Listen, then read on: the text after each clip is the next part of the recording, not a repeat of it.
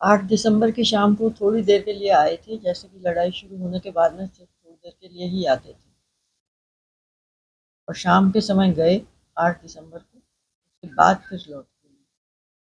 फिर कैसे जानकारी हुई कि उनका जो विमान है वो फिर क्रैश हुआ? अगले दिन जब वो नहीं आए तब हम बाहर एयरफोर्स कैंप से बाहर रहते थे, तो हम कैंप में मैं गई और वहाँ जाने पर पता लगा कि वो दोबारा से बॉम्बिंग के लिए चले गए हैं और आप चिंता मत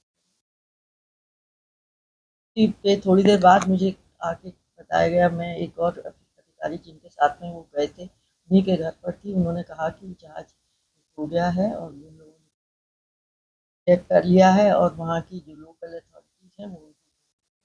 फिर उसके बाद कैसे-कैसे आपने उसके उनके बाद खोज फिर को लेकर के? कुछ नहीं हुआ और बस ये उन्होंने ये कह दिया कि अब किसी अफसर ने, एक और भी जो थे मेजर सूरी, उन्होंने पत्र लिखा था अपने पिताजी को कि हम लोग यहाँ पर हैं, काफ़ी लोग हैं और आप भारत सरकार से कहिए कि हमें वापस। यहाँ पर शिमला समझौता और वो सारे सब कुछ काम सब हो गए थे, हमसे यही कहा गया था कि तीसरी लिस्ट के लोग अभी रह गए। तो सरकार ने एक लिस्ट जारी की इंडियन एक्सप्रेस में, उसमें 54 ऑफिसर्स के नाम।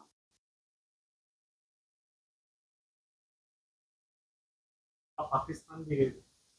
हाँ, जब जनरल मुशर्रफ उनके यहाँ आए थे तब यहाँ इन लोगों ने प्रदर्शन वगैरह किया, तब उन्होंने कहा कि हमारे यहाँ कोई नहीं है, आप लोग चाहें तो आके देखिए। गवर्नमेंट ने डेलीगेशन।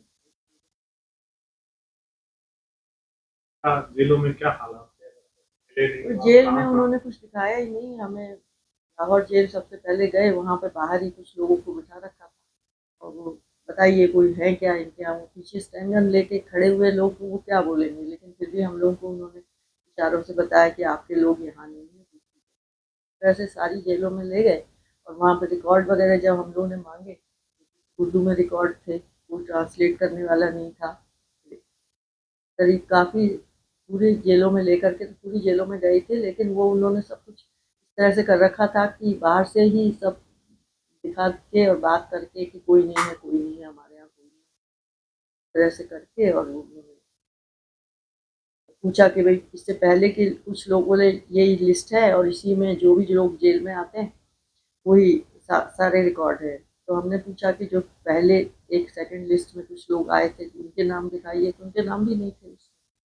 जो लेटर था वो लेटर भी उनको बताया कि भाई ये कराची से लिखा गया, तो उनका कराची से पता नहीं किसने लिख दिया होगा, हमारे यहाँ तो कोई नहीं। इस तरह से बस एक फॉर्मेलिटी सी पूरी कर। अभी तो अभी जो हालात बने हैं पहलगाम के बाद, फिर दोबारा से इस तरह से सरकार ने बदला, कैसे देखते हैं? बहुत अच्छा किया है उन्होंने, जितना जघन्य कार्य जो उन्होंने किया है कि पर्यटकों को मारा है, तो उसका तो सबक मिलना ही, देना ही चाहिए था सरकार को। बहुत अच्छा उन्होंने किया है।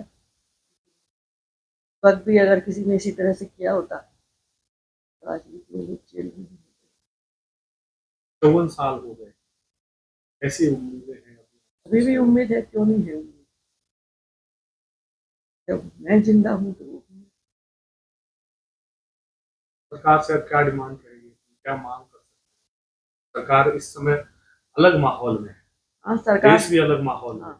सरकार को इन इन लोगों के लिए वो इस तरह से कर रहे हैं, वैसे ही इन 54 लोगों के लिए भी विचार करे और उनको भी जहाँ कहीं भी वो हों, उनको इसी तरह की स्ट्राइक करके उनको भी छुड़ा के लाए।